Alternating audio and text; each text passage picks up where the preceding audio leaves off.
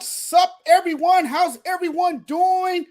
I hope you all are having a great Sunday. I hope your day is a fantastic one. Great to have you guys with me on this beautiful Sunday afternoon. Well, it's a little overcast today here in Southern California, but we're making the best of the day. We're enjoying ourselves. We're having a great day here in Southern California. And I thought today would be a great day to come on, chat with you guys, talk a little sports, do another episode of Speaking with Judgment hosted by me. Today I'm going solo. We know how rough that can be, right? It can be brutal talking sports by yourself, but we're going to get through this together. And I know a lot of you guys are going to be tuned in and watching the show, and you guys are more than welcome to chime in, leave your questions, comments, and concerns, and hopefully I'll get back to you guys. You know, I got a lot to unpack today. I got a lot to get to. There's a lot to talk about. I'm going to talk about the Celtics and this Heat series. We'll get into that. We'll also get into the Kyrie Irving rumors and all that good stuff. And then we'll talk a little bit about Shannon Sharpe and Kwame Brown's beef now. It seems like Shannon Sharpe is always beefing with someone. If it's not Skip Bayless, it's Dylan Brooks. If it's not Dylan Brooks, it's Kwame Brown. So we'll talk a little bit about that and gossip a little bit about that later on in the show. But first, we got to talk about the Celtics and the Heat. Now, look, this series is over. It's over. Yesterday's win was a must-win for the Miami Heat. It was a must-win. And I have been saying that. You can't let the Celtics force a Game 7. And what did they do? What happened? The Miami Heat, they let the Celtics force a Game 7. And now, all of a sudden, a Category 7 has hit the shores of South Beach. And now the Celtics are riding this green wave of momentum going into Game 7. Game 7 is a win, folks. Let's not sugarcoat this. Game 7, and you guys hear me correctly, Game 7 is a win for the Celtics. And I get it. I'm listening to what people are telling me. My good friend Gene told me yesterday that this series isn't over, that the Miami Heat still have a chance. They went 2-1, I believe. If that's the correct record, 2-1 on the road. That's all fine and everything, but you left the door open. You gave the Celtics all the momentum in the world to beat you. This team has belief. They believe in themselves. They know what they're capable of. And let's not sit here and pretend like the Celtics are not a great team, because they are a good team. They wouldn't be here if they weren't a good team. And on paper, they are the deeper team. When you look at the Celtics and how the team is constructed, they're the deeper team. Say whatever you want to say about the Boston Celtics. They are clearly the deeper team. They obviously like the pressure. When their backs are against the wall, they show up and show out. And that's what we saw from the Boston Celtics. Their defense has been the difference of late. I feel like their defense is what got them back in this series. You can say the defense has got them back in this series. They live and die by the three-point shot. This team loves to knock down the three-point shot. When they're knocking down the three-point shot, they're in their comfort zone. And most of the time, when they're making their threes, they're a tough team to beat. They swung in the moment to start the series. They went down 3-0, and now they are on the verge of making history. And in their pursuit of history, they can celebrate on their home floor Monday night with a win over the Miami Heat. What happened to Jimmy Butler for the Miami Heat? When he plays well, the rest of the team plays well because what he does, he elevates everyone around him. If he's not playing with that sense of urgency, and if he's not scoring, and if he's not having a positive impact on the team, then nobody else follows. Jimmy Butler has to take lead. He has to take charge. He has to initiate the offense. Everything goes through Jimmy Butler. When Jimmy Butler's playing great, everyone else plays great. That's how contagious he is. So he has to have the performance of his life in Game 7 if the Heat are to have a chance against the Boston Celtics. If he comes out playing like he played yesterday, lacking on the offensive side of the ball, having another lackluster performance, abysmal performance, if you see that from him tomorrow night, then you know the Miami Heat are in trouble. They have to come out swinging. They have to come out jabbing. They have to come out and fight for their lives tomorrow. This is the biggest choke job I think we are about to witness. The biggest choke job we're about to witness is from the Miami Heat. The Miami Heat is about to choke it all away.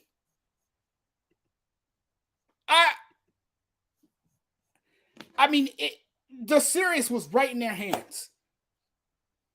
They had this series in the bag. And they have just given it away to the Boston Celtics.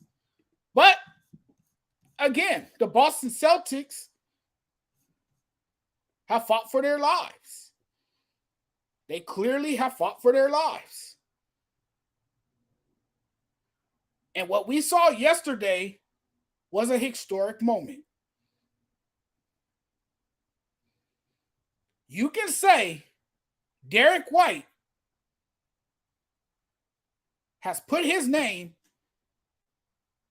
into the NBA's history book, tipping in teammate Marcus Smart's missed shot for the difference in a 104-103 Boston Celtics Game 6 victory over the Miami Heat. That was a legendary moment right there. And those folks in Boston will never forget that moment. It was historic. Derek White is probably the most popular face in Boston right now. If that guy walks the streets of Boston, everyone is going to mob him. They're going to be all over him. They're going to want an autograph. They're going to want a picture with him. They're going to make conversation with him. He is the hero right now in that city. Trust me. He is a celebrity after what happened yesterday. After that historic finish to a game. And that tip-in is what denied the Heat a trip to the NBA Finals. The Heat has to wait another day. The Celtics need one more game to have a chance to pull off the most improbable comeback in NBA history. It's amazing. And White's shot opened the chance for the Celtics to become, again, the first NBA team to rally back from an 0-3 deficit to win the series. Incredible stuff. Incredible. I had written this Boston team off. If you guys have been listening to every video I have posted, or if you guys listen to my episodes, you guys know that I clearly wrote this Boston team off. I didn't think they would pull off a comeback like this. But of late, they have played impeccably well. They have played consistently. I think they have come together as a team. I think they understand what needs to be done to win the series. And now they're just riding with so much confidence. I'm telling you, it's a green wave of confidence.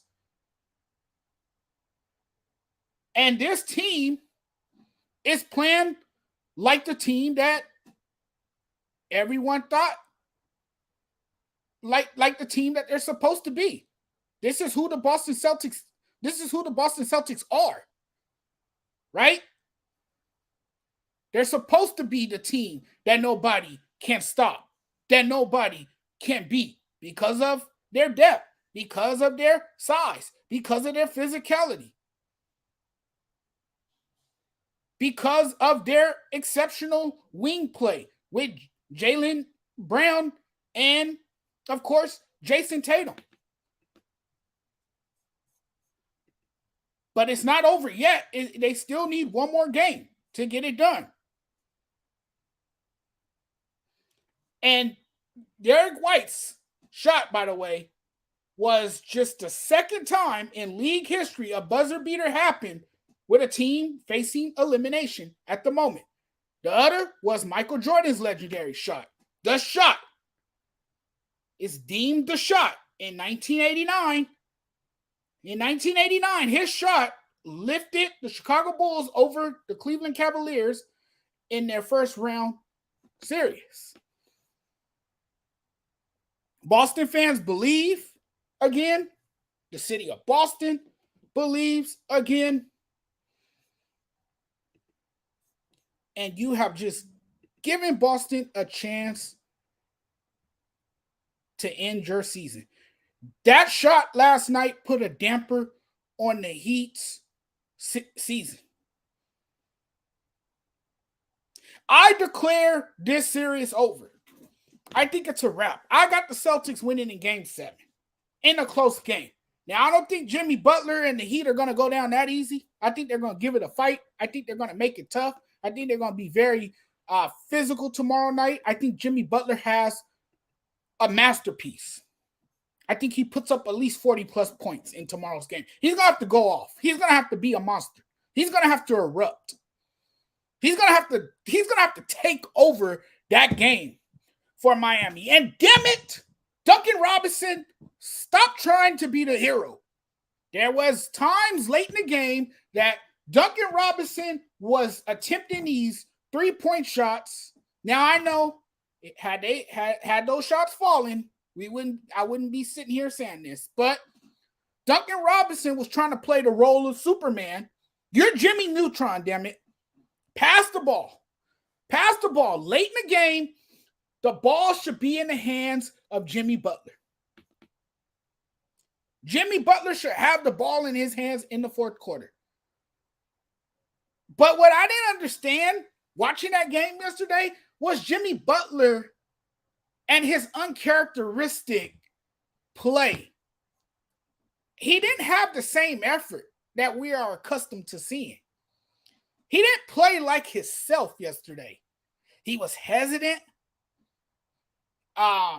He looked lackluster. It seemed as if he forgot that there was a game to be played yesterday. I don't know. Jimmy Butler just didn't look like his normal self. He was out of the norm yesterday. Very uncharacteristic. But Jimmy Butler knows he needs to be that guy if they're going to have a chance. He has to be that guy. He has to take over the basketball game.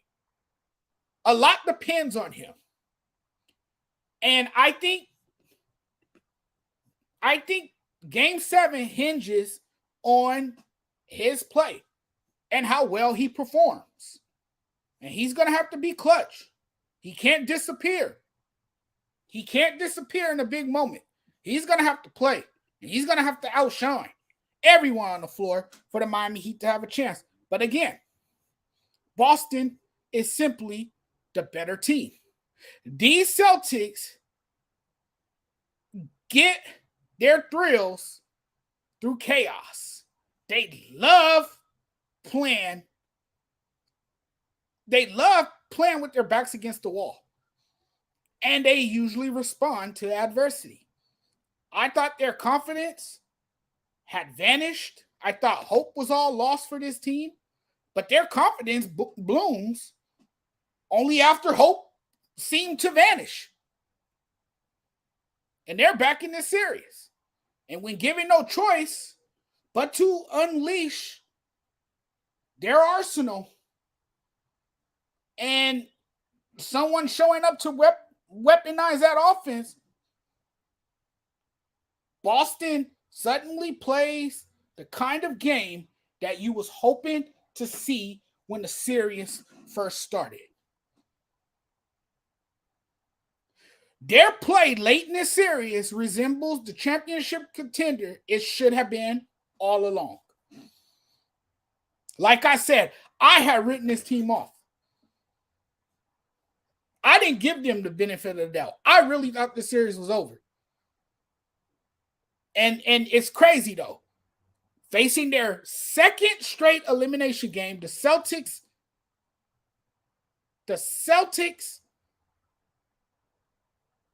got it done. Delivered another nasty blow to the faces of the Miami Heat. By now, Jimmy Butler's eyes should be swollen. I mean, because yesterday's game was just a black eye. It was just a black eye to the face, a bloody lip to the mouth. That's what you saw in yesterday's contest.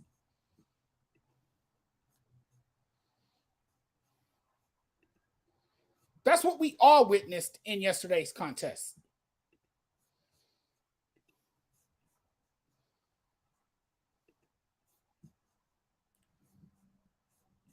And let me tell you,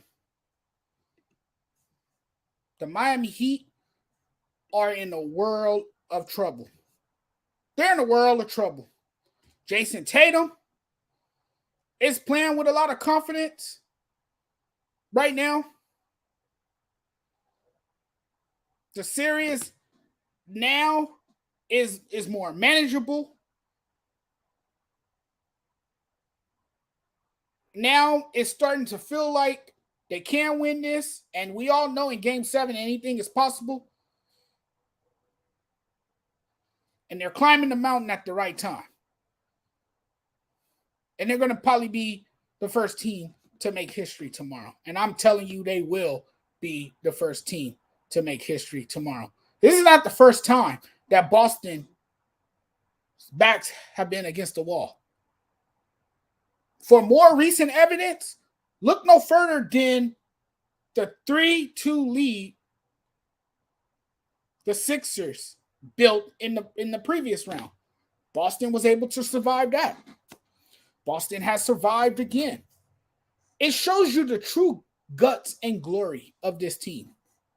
It shows you their competitive spirit, their will to continue to fight and persevere and overcome the odds.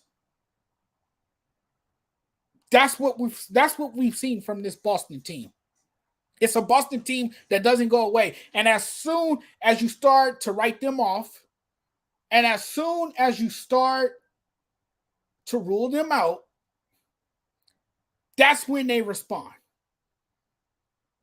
We talked about how this team's loss in Game 3 was demoralizing. I said it was demoralizing. I said it was utter embarrassing. And I thought their performance in that game, because it was a complete no-show from the Celtics, I thought it was pathetic. That's when I declared the series over. I didn't see them coming back from that. It was like seeing a team that gave up, that quit on themselves. They wet the bed in Game 3. They wet the bed. I didn't even think they would change their shorts. I didn't think they was going to change their shorts. They wet the bed. They changed their shorts. They got a new pair, and they came out strong the next game to save their season. They had us all fooled. Well, I don't know about us all, but they had me fooled. I think they had a lot of other people fooled too. But all of a sudden, all these believers came from out of nowhere. I'm not sure if a lot of these people were firm believers. I think they jumped on the bandwagon as soon as they saw them taking the turn.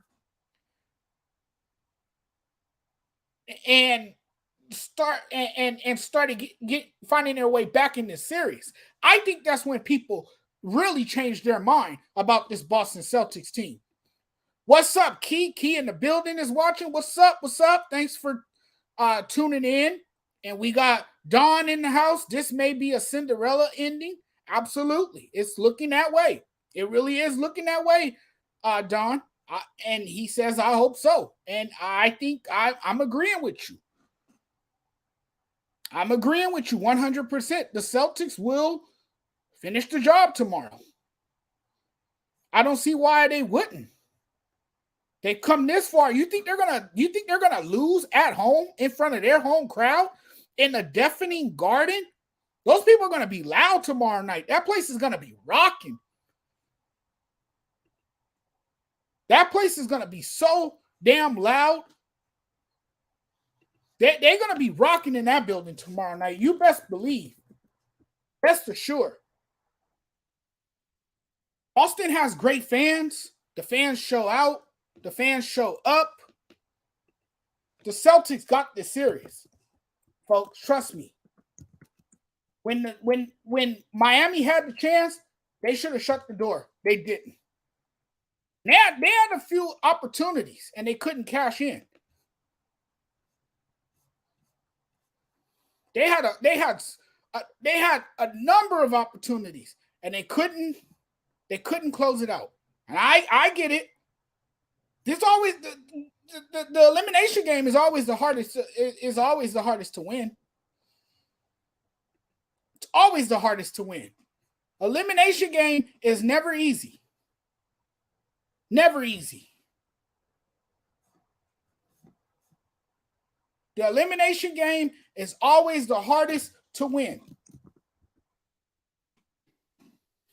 Just ask the Miami Heat because they have struggled ever since taking a 3-0 lead in this series. I honestly thought this was going to be a clean sweep. I was wrong. I'm not alone. I'm sure other people felt the same way. But at the start of the series, the Boston Celtics were the favorites to win.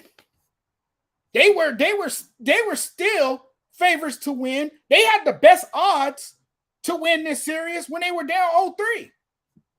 People still were saying Boston. People still picked the Boston Celtics to win the whole thing.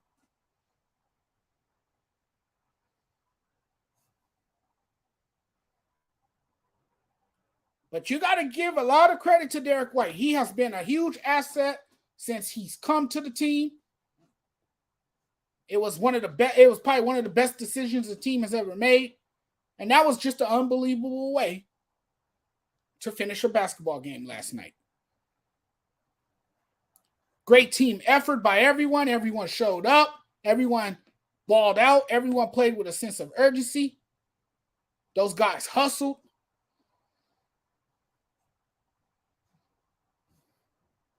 Those guys played. Amazing, amazing game. And that was one of the best endings.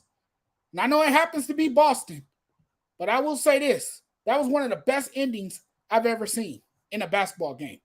One of the best endings. It makes for the better finals matchup too. Oh, yeah, it does. It does, because you would have two of the most complete teams playing against each other, battling it out. And I can see both of those teams throwing haymakers at each other. It might be a series of back and forth high-level basketball.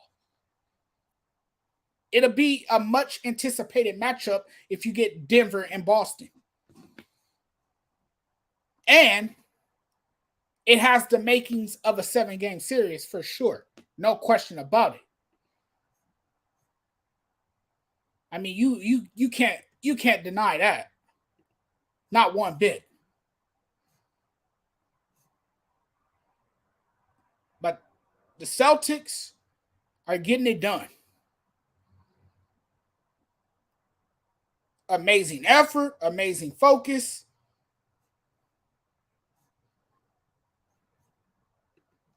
You gave this team too much life.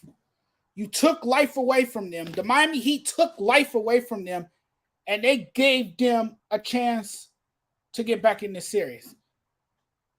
The Celtics have completely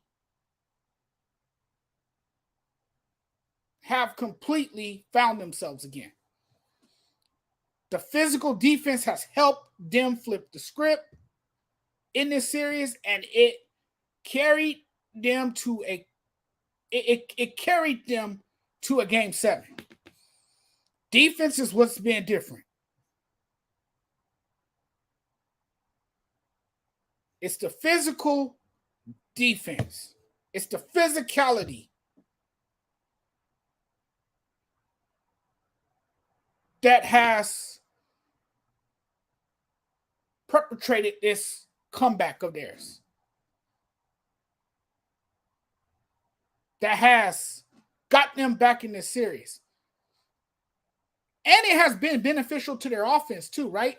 Because they're able to establish an offensive flow with their physicality on the other end of the floor, at that end of the floor.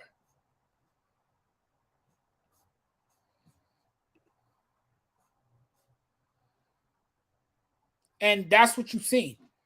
And they have brought that same intensity on defense and let the offense pick up.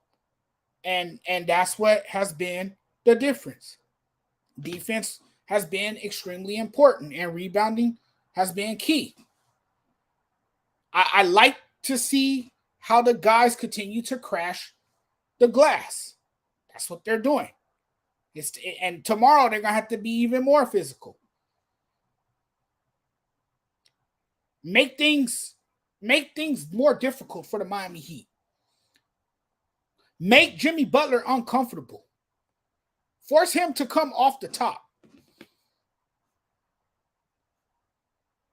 Force him to attempt uncharacteristic shots. Dare him to shoot. Make him feel uncomfortable. And if you get a hand in his face and if you could test the shots, it could be a long night. It could be a long night for Jimmy Butler.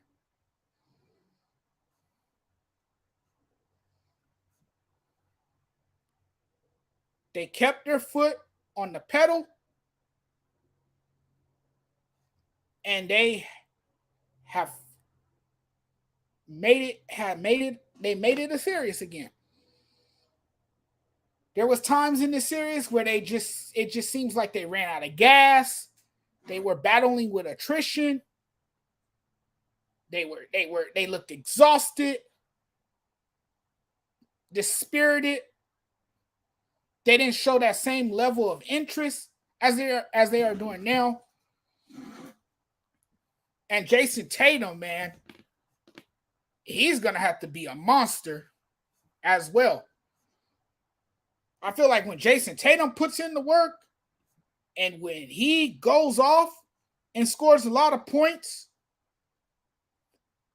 this Boston team is hard to beat. But I think they will survive Game 7. Game 7, Tatum is a monster, by the way. He's 5-1 in Game 7s.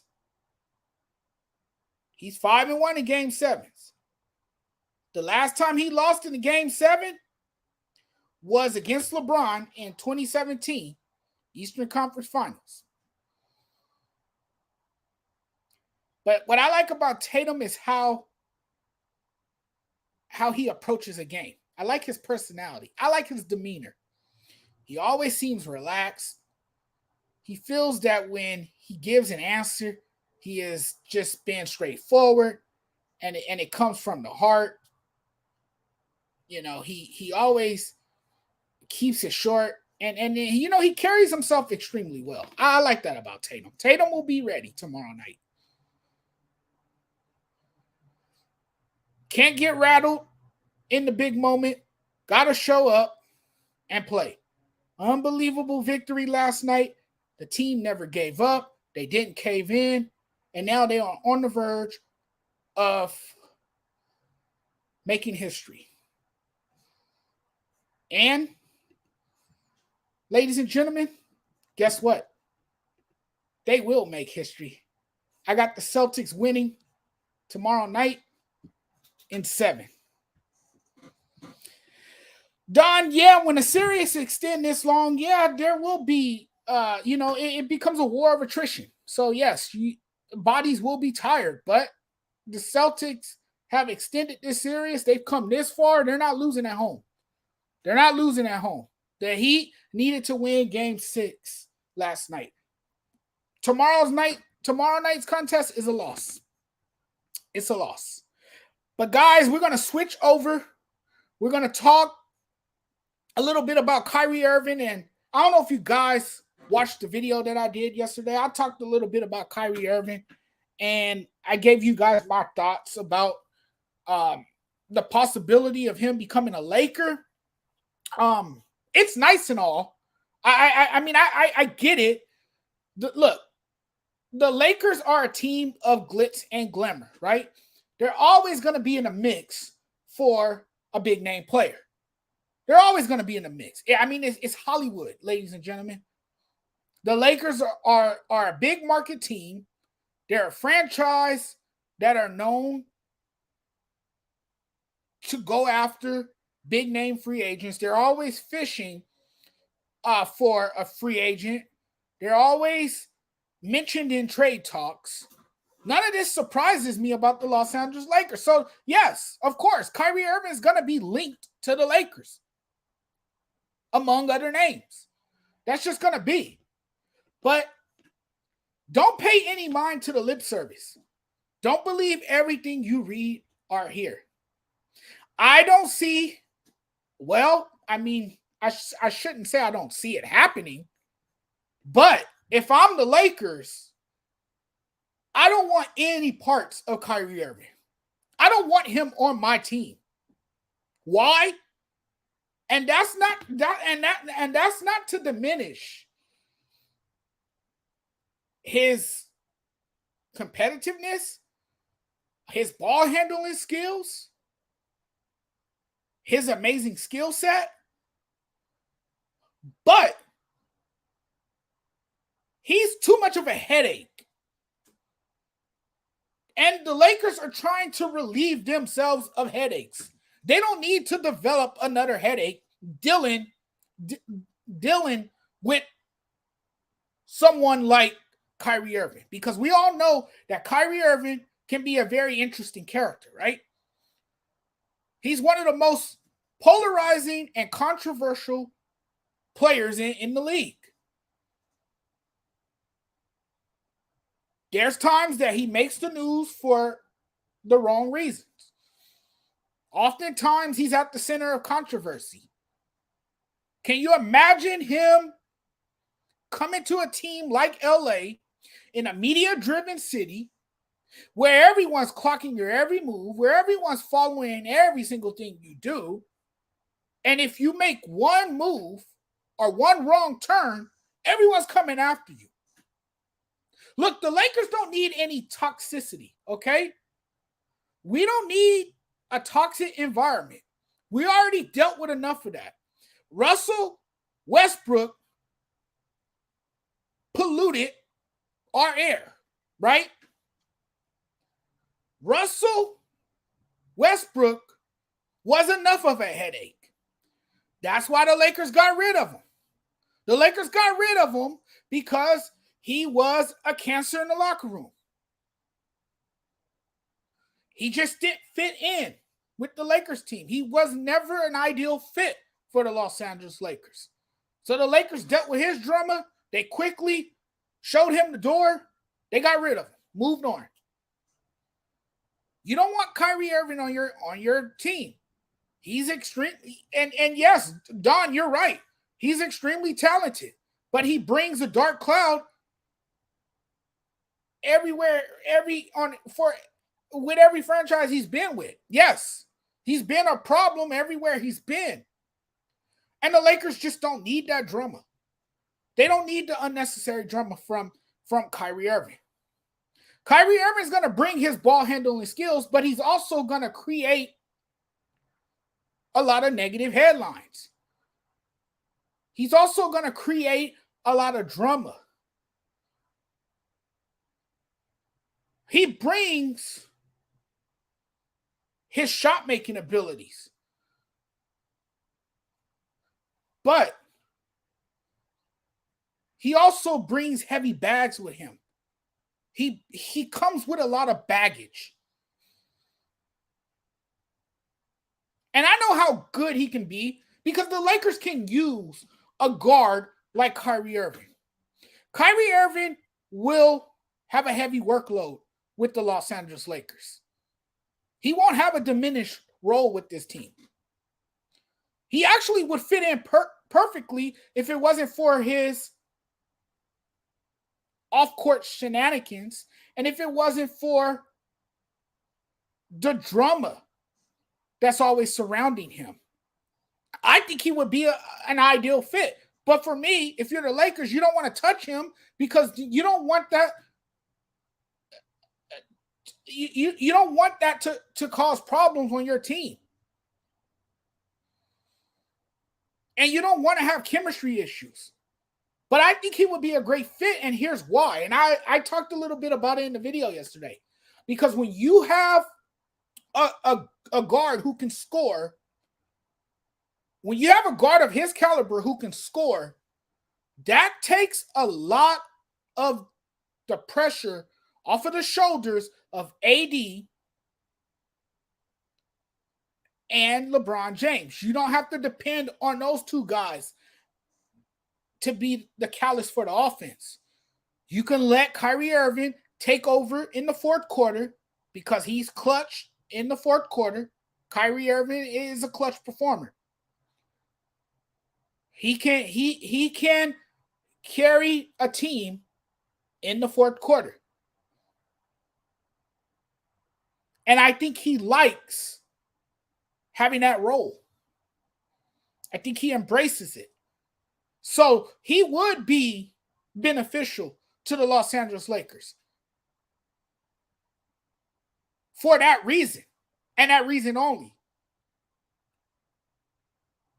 I think with LeBron being older and with AD being fragile and brittle, you would love to have a guy like that who would be more of the offensive guy, right? He'll be more effective shooting the basketball. He can put the ball in the basket. That's what Kyrie Irving can do. AD can focus more on the defensive end of the floor. Be a tone setter on that end of the floor. That would allow the Lakers to get out in fast breaks, get out in transition, all that good stuff. LeBron is obviously well past his prime. He has a lot of mileage. There's times this season that he has ran out of gas. We saw that in the series. He ran out of gas. And quite honestly, he's in a rapid decline, right? He's declining rapidly. I mean, we're seeing it. LeBron is tired now. LeBron is 38 years old. You can't expect him to do the same things he was doing when he played with the Cleveland Cavaliers. He's not 28. He's 38 years old. That's a big difference. He's not going to be the ageless wonder forever. You can't depend on him to drop 30 or 40 points a night. You're not going to get that from LeBron anymore. And LeBron used to get a lot of his points, not necessarily from beyond the three-point line. LeBron used to get a lot of his points in fast breaks and by getting out in transition. You don't see that from LeBron that much anymore. And you're not going to see that. But I'm staying away from Kyrie. And I don't have a problem. The problem with Kyrie Irving is that he wants to take nights off when he wants to take nights off. And he's not fully committed to playing basketball. I mean, it's okay to be an activist. I'm not knocking his personal beliefs. And I could care less about his vaccination status. I could care less about all that. But I need a guy who's going to be fully committed, who's not going to take nights off, who's not going to decide to take a 2-week vacation and then quit for another month and then suddenly say, okay, I'm back now. I'm ready to play. No, that's not how it works. You're either in or you're out. You're going to play or you're not. You got to make up your freaking mind what you want to do. And sometimes I just don't know. I mean, we're not mind readers. We don't know how Kyrie is feeling. We don't know how he's feeling on a day-to-day basis. We don't know if he's going to come out one day and say, hey, you know, I'm fully committed. And then the next day, all of a sudden, you on the bench or sideline not playing because something happened and you want to take a political stand suddenly.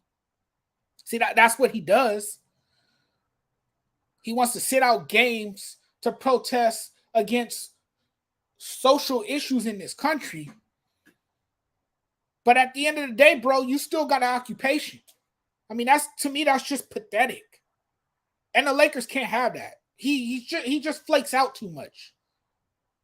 He's unstable, if you know what I mean. Very unstable. And the Lakers need someone who's fully committed, who's going to be consistent, who's not going to be absent,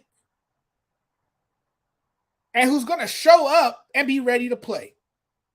And I'm not sure Kyrie's that guy for the Lakers. I recommend that you guys check out the video that I did on Kyrie Irving. It is on my YouTube channel. If you guys are watching this from my YouTube channel, great. You guys can see the video. It has been uploaded. It is there for you guys to watch. You guys should check it out. I talked a little bit about it yesterday, and I'm talking about it now on this show. But now we're about to move on. We're moving on to our next topic.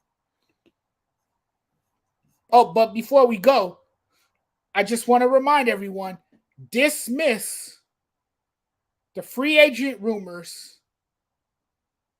about Kyrie Irving. Okay, now we can move on.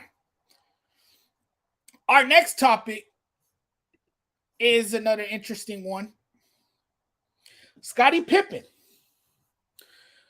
Scottie Pippen recently came out and said, and I'm sure most of you guys heard this by now, Scottie Pippen basically bashed his ex-teammate, Michael Jordan, calling him a horrible player.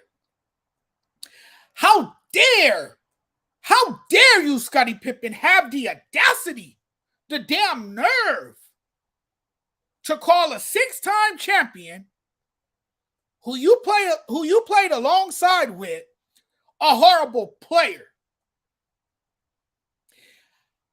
And I know people are going to say, well, Michael didn't win without Pippen, because you guys know what I'm about to say, right?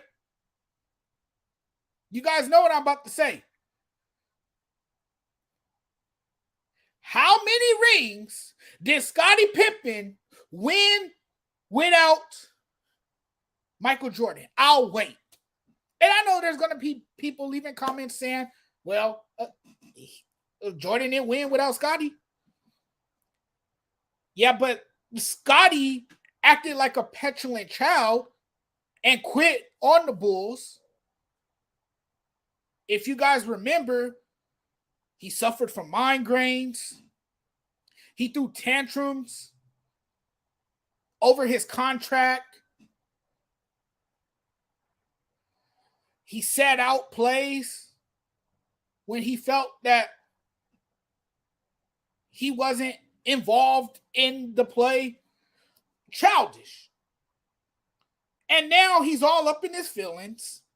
He's coming at Michael Jordan. He's been very disrespectful to Michael Jordan. You know, and I get it, but I you know what? Scottie Pippen has, like Don said, and I said it yesterday, Scottie Pippen has lost his damn mind. He has all his emotions messed up right now. Yes. I think he's suffering from a midlife crisis, maybe. And like I said in the video that I did yesterday, he needs to get on the phone with his doctor, schedule a doctor's appointment, and get tested. Because whatever he's smoking, he must be smoking some good stuff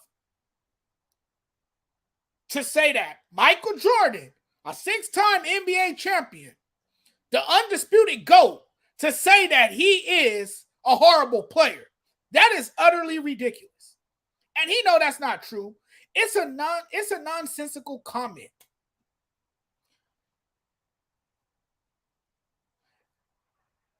Pippen is still bitter over the way his career went. He feels like he didn't get as much credit as Michael Jordan did for Chicago's success. Of course he wasn't going to get as much credit. He was the sidekick to Michael. He was Michael's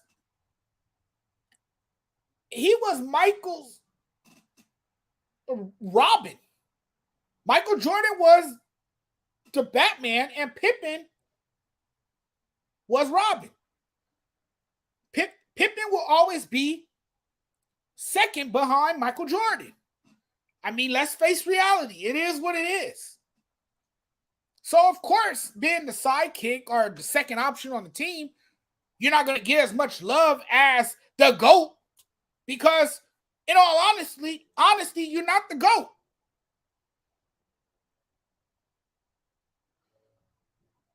You're not the GOAT. I'm sorry.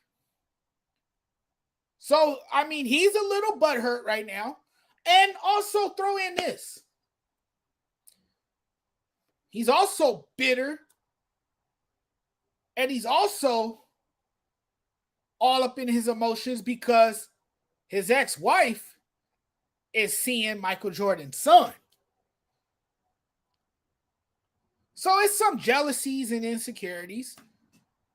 And I think, like some people told me yesterday, Scottie has always been jealous of Michael Jordan, in a sense. Even though they were teammates, they had a lot of success together, winning NBA championships, dominating an entire era in the 90s.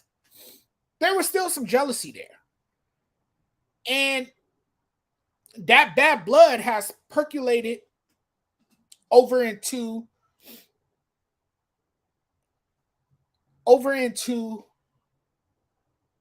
their post career, or whatever word you want to use to it. It has made its way to post retirement, if that makes sense. These two guys obviously don't have the same relationship that they probably did when they played together. And Don even left a comment here. He's jealous of Michael, and it doesn't help that Marcus is dating his ex-wife. There you go. Same thing I just said. It doesn't help at all. But it's just silly. It's just silly of Scottie to think that way. And Scottie has to, I guess, say something to get attention. He just wants to sound relevant. He just wants to be noticed. I don't think Michael Jordan has really said much of anything about it. Michael Jordan is one of those people that just stays quiet, just mind his own business. Okay, you said that about me? Oh, well, that's how you feel. I don't really have to go back and forth with the drama. I just stay to myself, stay true to myself. I'm not going to say much. But Scottie had that to say about Michael, which is laughable in a sense, because we all know, and those of us who have watched basketball and followed closely for years, we all know that's not true. We all know Michael Jordan is the GOAT, and we all know Michael Jordan was not a horrible player. Yeah, it took him a while to win NBA championships. Yes, he didn't come into the league and take it by storm right away. He didn't win an NBA championship until 1990. His first NBA championship came in 1991. He entered the league in 84 when he was drafted by the Chicago Bulls. So it took him some time to win championships, but when they were winning, they were unstoppable. And it was one of the most endearing dynasties in NBA history. The Chicago Bulls. Nobody could beat Michael Jordan. Everyone wanted to be like Mike in the 90s. I know I did growing up as a kid. I wanted to be like Michael Jordan because he was my childhood idol. He was my boyhood idol, someone I idolized, someone I would mimic on the basketball court during recess. I would always mimic his style of play. I would always try to knock down a shot. I wear his shoes. I own over 40 pairs of Jordans. You know, I used to collect his trading cards. I've always been a huge fan of Michael Jordan. And to me, he is the undisputed GOAT in basketball. But guys, it's been a fun time chatting with you guys. I'm about to wrap up the show now. Thank you all for checking in. Thank you guys for watching the show. As always, it's always great to have you guys a part of the show. I know there's a variety of options out there and there's so many choices to choose from. And I thank you guys for taking the time out of your afternoon and investing your time to watch another episode of Speaking with Judgment, hosted by me. Yes, me, the Sports Judge. You guys have a great afternoon. Thank you guys again for watching. You guys have a wonderful day with your families and happy Memorial Day to all our servicemen and servicewomen tomorrow. Salute to service. Thank you guys for everything you do, your sacrifices, your hard work, your dedication, and your love for our country. Thank you guys so much. And we'll chat again very soon. Next time, I will probably have Trey. I'll probably have Mo or somebody on with me. I have a guest with me next time. But today, I decided to do it solo, and it's been fun. It's been a blast once again. See you guys next time. When I see you guys again, take care, everyone. Have a good day. Peace. Take care of yourselves. See you guys next time.